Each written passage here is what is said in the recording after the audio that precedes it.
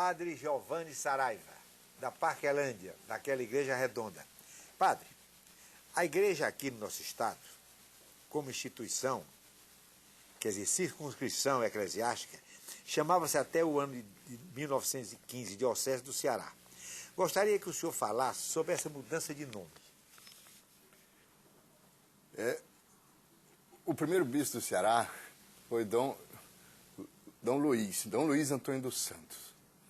E ele foi nomeado bispo em 1959. Em 1960, ele assumiu a Diocese do Ceará.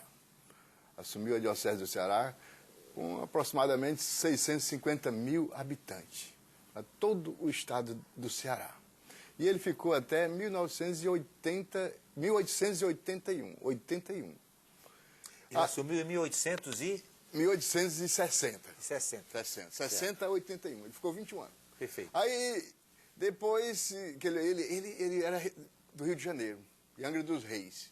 Dom Luiz Antônio dos Santos, aquela avenida Dom Luiz. Aí Quer dizer, a Avenida Dom Luiz é em função desse primeiro bispo? Primeiro bispo do Ceará. Perfeito. Aí veio o segundo bispo, que foi Dom Joaquim José Vieira. Só que o Dom Joaquim, naquele tempo, demorava, doutor Lúcio. E da rua Dom Joaquim? É, uma rua pequena, né? Não, é uma rua importante, é uma aldeota boa. É, rua Dom Joaquim. A Dom Luiz é mais importante, né? Ah, hoje sim. Aí, só que ele só, de 1881, o segundo bispo só chegou, Dom Joaquim, em 1884. Demorou 3 anos, é tempo, né? Nesses 3 anos, ficou sem bispo? Naquele tempo, não sei muito como é que era, mas o vigário geral, hoje chama-se administrador diocesano. Antigamente, naquele tempo, antes do concílio, era vigário capitular. Chamava-se vigário capitular, aquele que administrava a diocese quando ela estava vaga, estava sem bispo. E ele tomou posse, então, em 1884, e ficou até 1912. Até Dom 1912. Dom Joaquim José Vieira. Aí ele pegou, sabe o quê? 1889, aquela coisa do fenômeno de Juazeiro. Foi com Dom Joaquim José Vieira, que teve que enfrentar aquela coisa da Beata Maria de Araújo, a Beata Mocinha. Houve um milagre ou aquilo foi chute? Ali, a igreja até hoje acha que pende por embuste, né? Por truque. Quer dizer, a igreja não aceita o milagre. Até hoje a igreja não aceita o milagre. Porque o poder de sugestão, até mesmo falta de vitamina C. E foi mais ou menos 200 vezes que a Beata Maria de Araújo comungou e saía sangue. Então essa coisa aí se discute. Eu sei, mas acontece o seguinte, não diz que voz do povo é voz de Deus? E o povo não acha que houve um milagre? É, vox populi, vox Dei. O povo não acha que houve um milagre? O povo acha... O senhor é espetacular. Padre, me diga uma coisa. Doutor Lúcio, aí ele ficou até 1912. 1912 chegou aqui.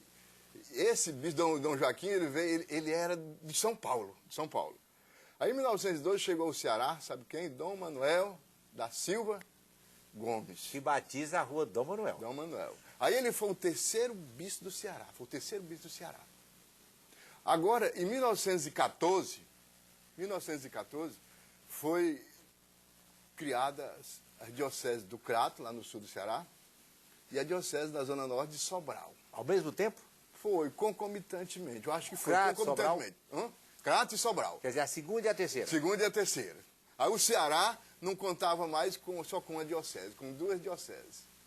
3 dioceses, melhor. Arquidiocese e Sobral. Fortaleza, Sobral e Crato. Aí Dom Manuel foi o terceiro bispo do Ceará. Mas em 1915, foi no dia 10 de novembro de 1915, ele se tornou arcebispo. E não era mais bispo do Ceará, arcebispo de Fortaleza. Aí houve uma mudança Houve uma mudança de nome. De bispo, aqui tem a produção botou Diocese do Ceará, entendeu? Até então ele era Diocese do Ceará. Aí passou arcebispado do Ceará. Arcebispado na Arquidiocese de Fortaleza, com um conjunto de 3 dioceses. O arcebispo não tem jurisdição sobre os outros bispados, não tem. Não tem não. Hoje, só sobre Fortaleza. Hoje o Ceará conta com 9 dioceses com arquidiocese. Em 1938, na Zona Norte, ainda com Dom Manuel, foi criada a Diocese de Limoeiro do Norte, a 4ª Diocese do Ceará.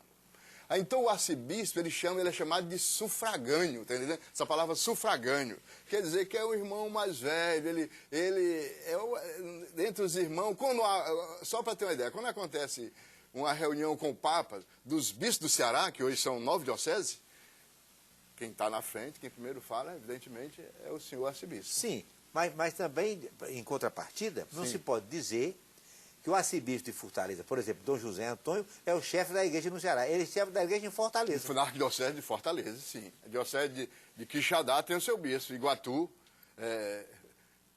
Tianguá, Itapipoca. Tem uma história Diga, de um milionário muito católico, que tinha 2 filhos, um casal de filhos. O filho morreu muito cedo, sem deixar herdeiros. Então a filha era herdeira, ele é um homem muito rico. Então ele tomava café todos os domingos com o Dom Manuel da Silva Gomes. Todos os domingos, após a missa, ele tomava café com o Dom Manuel. Então, ele doou o terreno vizinho à casa dele, terreno preciosíssimo, perto da Praça do Carmo, pela rua Barão do Rio Branco, bem central. Sim. Vizinho à casa dele, ele doou. Mas ele comprou um carro e o carro não entrava na casa dele. Então ele precisou de 1,5 metro do terreno que ele tinha dado. Foi tomar café com o Dom Manuel e o Dom Manuel disse: Arthur, se eu fosse você, não pedia. Não pedia porque eu não posso resolver. Eu tenho que mandar para o Vaticano. E o Vaticano, geralmente, a Santa Sé nega. Ele, chateado, chegou em casa e chamou a filha. Minha filha, o filho tinha morrido já. Sim. Minha filha, você é herdeira de tudo. Seu irmão morreu, não deixou herdeiro. Tudo meu é seu. Quem quer mais bem a Deus? Quem é mais católico? Eu ou você? Ela disse: o senhor, meu pai. Então se ajoelhe aqui e faça uma promessa. Quando eu morrer, para a igreja católica, nem uma vela acesa. E ela cumpriu. Cumpriu, foi? Foi. Chateado. E o pai dela chateou-se por causa da negativa De Dom Manuel. do Dom Manuel. Mas sim, repare bem aqui. Olha, aqui tem o seguinte. Claro que entre as comunidades do Ceará, povo de Deus, razão de ser da igreja. O senhor saberia falar um pouco sobre os bispos e arcebispos? Você já falou bastante. Não é isso? Colocados como pastores desse novo rebanho. Houve algum bispo de notável atuação que o senhor não tenha falado ainda hoje nesse programa, aqui no Ceará? O bispo de Limoeiro do Norte, Aureliano Matos, ele tomou posse na Diocese de Limoeiro em 1939. O Dom Aureliano, ele foi uma figura assim impoluta, ele marcou um tempo, uma época. Na zona jaguaribana, ele foi extraordinário e formou um clero, né, da melhor qualidade, os padres sábios, cultos, né?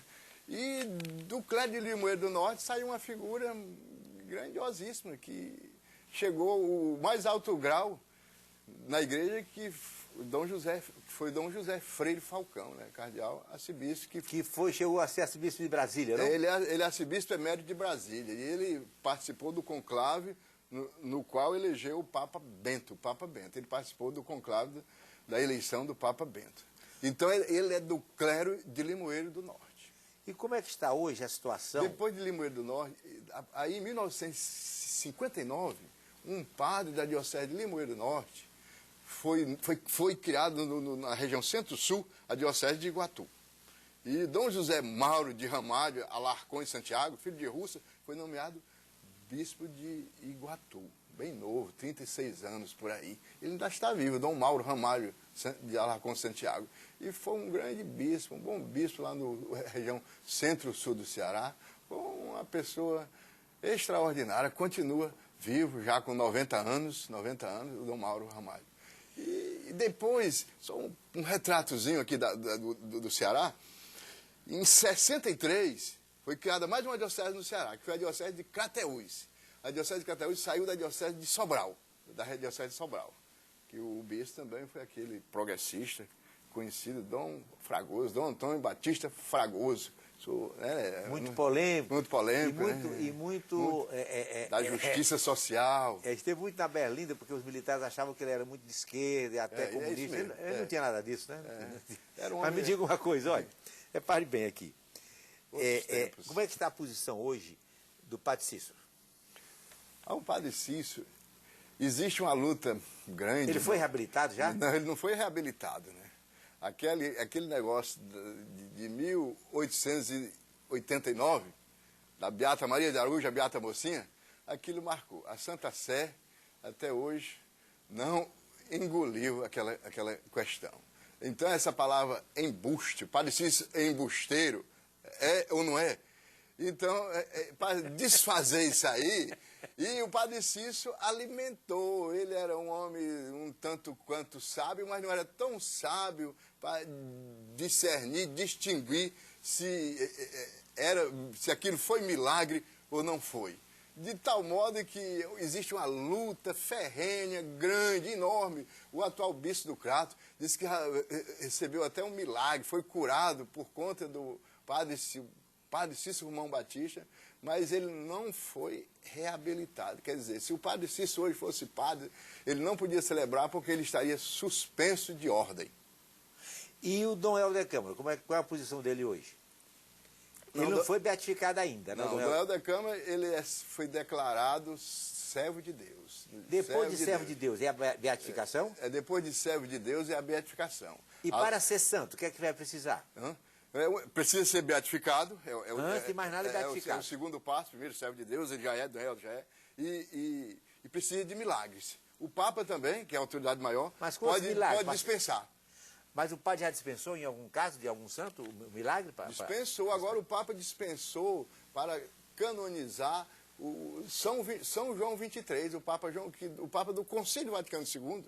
Um grande Papa, né? Extraordinário. O João XXIII, quando aconteceu o Concílio Vaticano II, ele estava à frente da primeira sessão.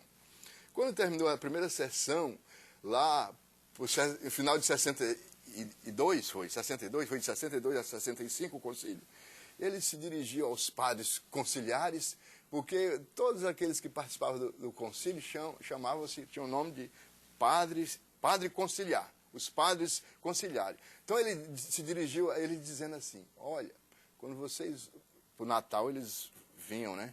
Vocês, quando chegarem nas suas dioceses de origem, nos seus lugares, vocês abracem as crianças. E diga para elas, é o abraço do Papa, é o abraço do Papa. Então dá para a gente ligar o Papa João XXIII com o nosso atual Papa, o Papa Francisco, né? O Papa João XXIII vai ser o modelo, na sua opinião, do Papa Francisco?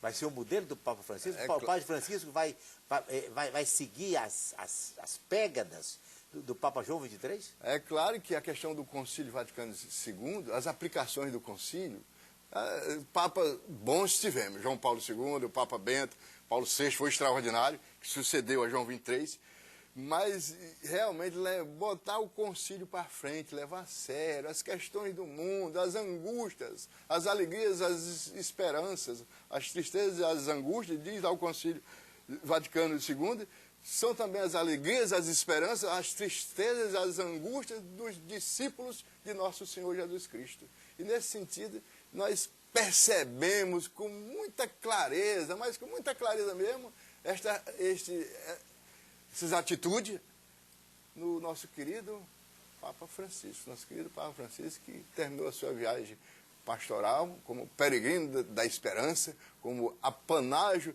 da esperança, da paz, da justiça, aqui na nossa América do Sul, agora quando terminou de visitar o Equador, a Bolívia e o Paraguai. A gente volta, mas só depois dos nossos benditos comerciais.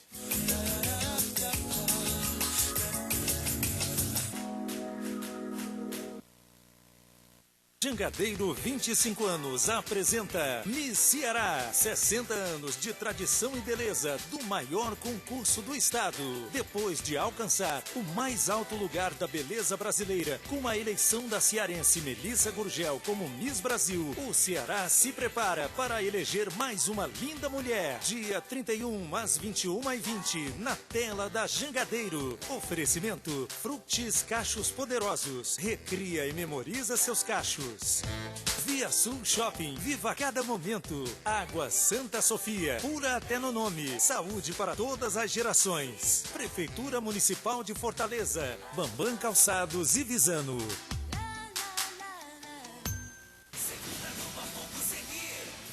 Segunda do Papoco Papoco Zenir é pra explodir os preços. Bebedouro Coluna Esmaltec de 599 por apenas 399 à vista. Refrigerador 245 litros de 1.099 por apenas 799 à vista. TV LED 32 polegadas sempre Toshiba de 1.199 por apenas 899. Tá esperando o quê? Aproveite a segunda do Papoco Zenir. O melhor está aqui. Segunda do Papoco Zenir. Ai, gente, eu tô tão feliz, eu tô por cima da carne seca. Ah, você sabe, né? Tô passando pra frente umas coisinhas aí pra eu nunca mais lembrar que já fui pobre na vida. Ainda bem que eu encontrei aqui, ó, o novo site dos populares. Você só precisa fazer um textinho de descrição e mandar uma foto. Gente, não pode esquecer, foto é tudo! Se você quer vender, comprar ou alugar, acesse populares.com.br. Aqui, ó, ficou lindo! É prático, é simples, é o povo. A educação da Ingrid pode ser da sua conta. Basta ligar 3036-7460 e autorizar uma doação a partir de R$2 na sua conta de energia para a creche Pleno Viver. Campanha Iluminar, uma iniciativa da Fundação Terra em parceria com a Coelce.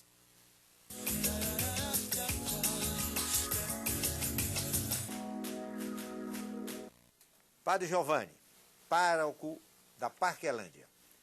Diga-me uma coisa, padre. A Arquidiocese de Fortaleza está dividida em regiões episcopais. Parece que o nosso arcebispo atual, Dom José Antônio, valoriza grandes momentos e grandes concentrações. Isso é bom? Como ficam as paróquias no dia a dia? O que é que o senhor tem a dizer sobre esse tema? Doutor Lúcio, essa pergunta, já que é pertinente ao senhor, seria tão bom que o senhor fizesse essa pergunta ao senhor arcebispo Dom José Antônio. Mas eu aprendi, quando eu era menino, na catequese, pelos mandamentos da igreja, e depois também no seminário, quando eu estudei filosofia e teologia, que o direito de participar da vida da igreja, dos fiéis, é um direito sagrado, é um direito santo, sagrado, que nem o Papa pode tirar. O senhor, se ele se valorizar muito as concentrações, os encontros, né, deu a entender que é em detrimento das celebrações do povo de Deus, da participação dos fiéis nas celebrações eucarísticas, né? Então, nós, sacerdotes, junto com o bispo, devemos estimular sempre, cada vez mais, a participação nos fiéis nas celebrações eucarísticas, né? E as concentrações, as que têm que concorrer para uma maior participação, não que venha em detrimento da participação dos fiéis nas celebrações e que as concentrações possam fortalecer ainda mais a caminhada do povo de Deus, a igreja que acontece nas paróquias. Padre Giovanni, a confissão é um sacramento, não é? É um sacramento. O senhor vê a possibilidade do Papa Francisco abolir a confissão? A confissão passa a ser direta, o fiel chega e vai para a barra da comunhão, vai para os pés do altar e comunga? Vê essa possibilidade dessa inovação abolindo a confissão? Por parte do Papa Francisco? Porque a confissão, em primeiro lugar, a pessoa que se dirige ao sacerdote e quer se confessar, é uma pessoa que tem coisas lá dentro, que marca, que são coisas duras, são dores, são sofrimentos. Então, e ao mesmo tempo ele é uma pessoa de fé. Então, a pessoa quer desabafar, quer abrir o seu coração, quer ficar aliviada. Então, tem esse lado aí do sacerdote de ouvir, de escutar, de orientar, se for o caso, dizer palavras que conforte, que anime, que aponte também. E o sacerdote também, ele é juiz.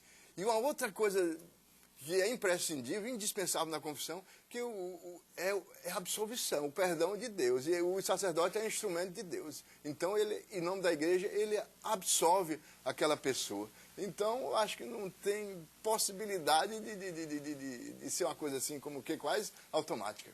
Mas, padre, sim, o fato da pessoa procurar, do fiel procurar a comunhão, já não é uma demonstração evidente de contrição e do seu arrependimento, sem ter que passar pela confissão?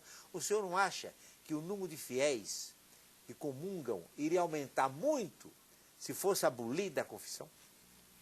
Porque aí também, doutor, é um direito divino, o direito da confissão. Nosso Senhor, em Pentecoste, quando os apóstolos estavam reunidos, ele entrou, soprou sobre ele. O sopro quer dizer é a vida de Deus que entrou. Aí a igreja se torna uma igreja pneumática, a igreja do sopro. Ele diz: recebei o Espírito Santo. Os pecados daqueles que vocês perdoarem serão perdoados. Daqueles que vocês não perdoarem serão retidos. Quer dizer que é um direito sagrado que nem o Papa pode abolir. Assim como ninguém pode mexer com a missa, com o direito dos fiéis de participar da missa. Como o padre não pode abolir se ele é o chefe da igreja, o Papa? Mas não pode porque é um direito divino. É um direito divino, doutor. Não pode.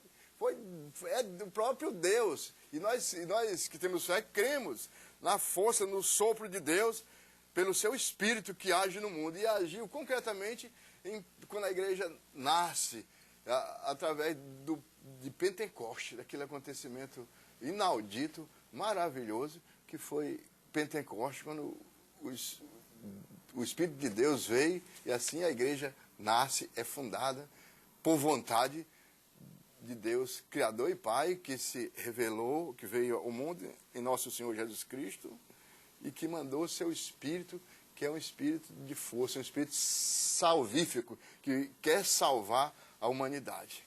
E não dá para, acho que... Padre, vai entrar em debate, logo, a questão da queda do celibato. Muitos dizem que a tendência do Papa Francisco é acabar com o celibato. O padre vai poder casar. Dê a sua opinião.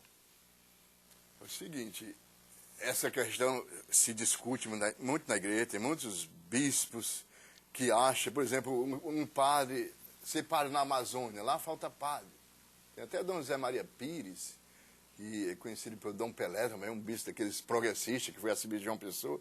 Ele é favorável de que leigos, pessoas, né, idôneas, pessoas santas, corretas, né, que a igreja visse a partir deles que a Eucaristia fosse celebrada, né, e que essa história do celibato, aos poucos, fosse uma coisa tão distante, tão longe, é quase como que um monstro intocável. Né?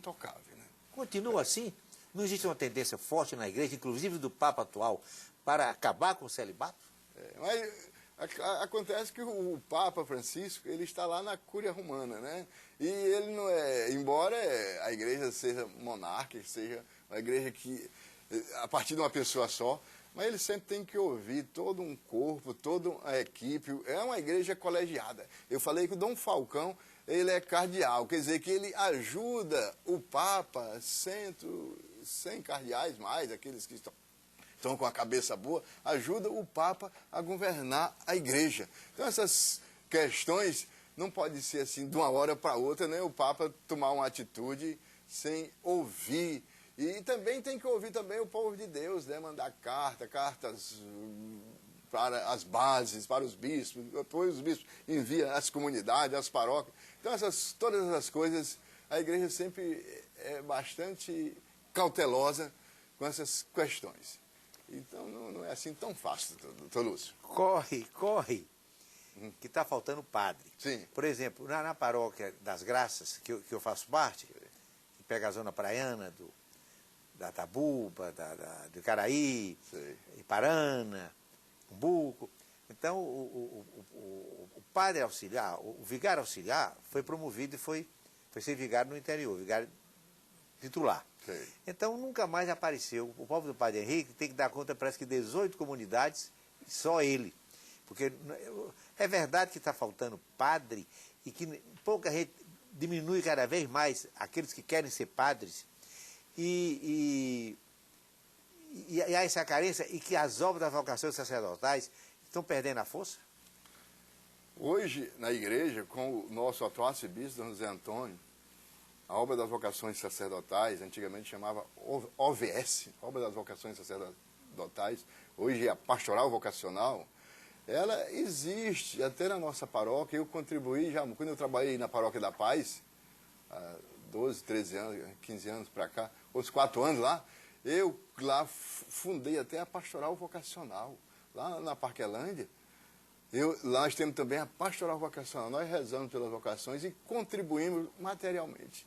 E os seminários, o Papa Francisco, ele fala muito de padre, né, com cheiro de ovelhas. Padre com cheiro de ovelhas. Isto é, O que é que ele dizer com isso? Padre com cheiro de ovelha quer dizer padre no meio do povo, padre que seja simples, padre que tenha como modelo o próprio Papa Francisco, que abraça a criança, abraça o idoso, vai no presídio, né? Que sente dentro de si uma angústia enorme pelas dores, pelo sofrimento do mundo. As dores e o sofrimento do mundo também são as dores e o sofrimento do Papa Francisco. Daí ele falar de padre com cheiro de ovelhas. Não um padre muito bem vestido, com muito... Parece que às vezes a gente vê seminarista que se veste melhor do que bispos. Parece que já é eu noto assim, um desejo grande, enorme, de se ser padre antes do tempo. Mas tem que dar tempo ao tempo. Tem que dar tempo ao tempo. E temos vocações, temos sim. Às vezes, não sei, é uma pergunta também que não é para mim, que eu sou um pobre padre lá da Igreja de Santa Afonso, na Parquelândia. Aí, a administração, se falta padre, se não falta... Eu sei que na Arquidiocese de Fortaleza, somos muitos padres. Se são generosos, se são bons, se são realmente padres com espírito aberto, cheiro de ovelhas, como usa a expressão, o Papa usa essa expressão, aí seria de se aprofundar mais. Padre Giovanni, essa questão, por exemplo, o senhor falou aí de generosidade. Como é que vai a generosidade dos paroquianos da Parquelândia no óbolo da missa? Quando passa a bandejinha, passa na sua igreja, naturalmente. Como é que está sendo essa generosidade dos paroquianos da Parquelândia, que é um bairro bem classe média, né? Quer dizer, não é um bairro de gente rica. Mas como é a contribuição na bandejinha do óbolo? Não, o povo da Parquelândia é um povo bom, um povo extraordinário. Eu já estou lá há alguns anos e a gente já fez tanta coisa. É claro que a nossa paróquia ela é meio engolida, porque a paróquia mais forte ali, nessa região da nossa cidade de Fortaleza, é a paróquia de São Gerardo, que é grande, que é maior. Temos a paróquia da Bela Vista, temos a paróquia de São Raimundo, dos padres redentoristas, os padres irlandeses, que são padres bonitos, de olhos verdes. Então o povo corre muito lá. E a nossa fica engolida. Mas mesmo assim, a generosidade do povo da Parquelândia é excelente, da melhor qualidade. Eu não tenho de que me queixar de maneira alguma, porque a gente realizou muitas coisas, inclusive ajuda as vocações sacerdotais, e nós andamos, caminhamos, e é uma igreja que está em marcha, que caminha. Aí eu percebo sinais evidentes da graça, da força do Espírito Santo de Deus, que age naquela comunidade de fé, que é a nossa paróquia, o nosso bom povo da paróquia de Santo Afonso Maria de Ligório, a nossa igreja redonda, como é conhecida. Padre Giovanni, nessa questão, por exemplo, a possibilidade de ser liberado, por exemplo, não, antes dessa pergunta tem outra. Um cidadão de 80 anos quer ser padre, sim. Pode ser? Pode, sim, pode. Não há um limite de idade para a pessoa ingressar? A idade mínima para se ordenar padre é 24 anos. Essa existe. E a idade máxima? A idade máxima não tem. A pessoa pode se ordenar, com 80 anos, pode se ordenar padre, sim. E Dom Delgado ordenou uma pessoa com bastante idade quando ele foi bispo aqui do Ceará, arcebispo de Fortaleza, de 63 a 73. Aí foi Dom Delgado. Ele antecedeu Dom Antônio de Almeida Lustosa. Não, ele sucedeu do Antônio. Ele sucedeu, desculpa, ele sucedeu a Dom Antônio de Almeida Lustosa, que ficou de 41, depois de Dom Manuel, até 63. E ele ficou até 73. De 73 a 95, Dom Aloysio Cardeal Lochaide, né? Que botou o Ceará bem para cima, né? Um homem extraordinário, né? Um verdadeiro apanágio da fé, da esperança, da justiça, um homem da paz, um homem extraordinariamente planetário, que colocou o Ceará bem para cima, bem para cima. Tem fundamento que ele não chegou a Papa, porque um colega dele, cardeal, denunciou que ele tinha problemas, sérios problemas cardíacos? Tem fundamento isso? O assunto foi assim, no conclave, que foi eleito o Papa João Paulo II, ele já tinha participado do conclave anterior, bem pertinho do outro, né? O senhor se lembra? 78. O cardeal Paulo Evaristo Arnes disse pela manhã, na reunião, no início dos trabalhos, disse que fez uma prece muito fervorosa, pedindo, porque ele era cardíaco, pela saúde do Dom Aloysio Cardeal Lochaide. Ora, se ele fez uma prece, foi uma ducha. Liquidou o nome para o Papa. Vamos botar um homem doente. E nós perdemos um Papa, né? Nós perdemos um Papa. Tanto é verdade que agora um cardeal Jorge Mário Bergoglio. O senhor já tinha ouvido falar em Jorge Mário Bergoglio? Não, é o de então, Roma? Que é o atual Papa? Não, né? Pouca gente não. O atual Papa, não tinha falado. Pouca gente, quer dizer, tanta verdade, que o Jorge Mário Bergoglio, cardeal de Buenos Aires, de repente saiu Papa. Quer dizer que naquele tempo os ventos já sopravam no sentido de o Papa sair daquele contexto da Europa. E agora, com a eleição do Santo Padre, o Papa Francisco, eu soube que os cardeais italianos, o maior grupo, junto com outros lá, abriram mão. Quando eles abriram mão, a América, a Ásia, a África, percebeu. Vamos encontrar um nome. E o nome foi Jorge Mário Bergoglio, um jesuíta franciscano, um homem extraordinário, profundamente marcado pela sensibilidade, pelo Espírito Santo de Deus, um homem que tem 78 anos e meio, mas parece que é uma figura incansável, peregrino da esperança, da paz, da justiça. Ele é um homem que coloca esse mundo também lá para... O cardeal Lochaide botou o Ceará lá para cima. E ele bota o mundo lá para cima no seu modo de agir, de governar a nossa igreja, a Igreja Católica. Até domingo.